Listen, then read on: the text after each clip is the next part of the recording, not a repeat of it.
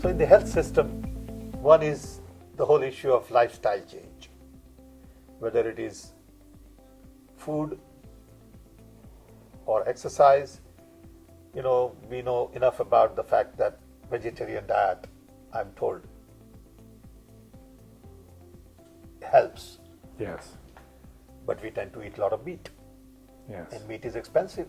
Meat requires more water, and it has implications on environment. If we put as much energy into convincing people to eat properly as we put into convincing them to smoke, Correct. We might see a change. Exactly.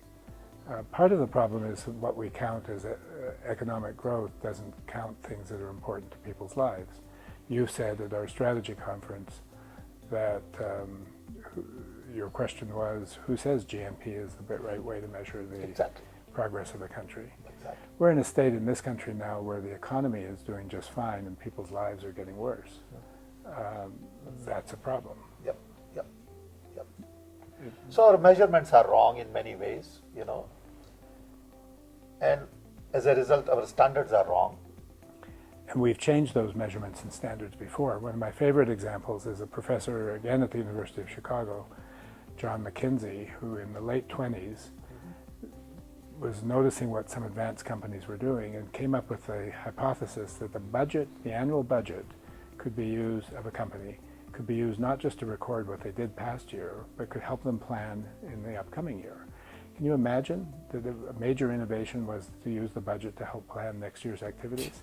It was so revolutionary In 20s. in the late 20s in Chicago that he was offered the chairmanship of Marshall Field. He wrote a book called Budget Planning and went on to fund the McKinsey and Company.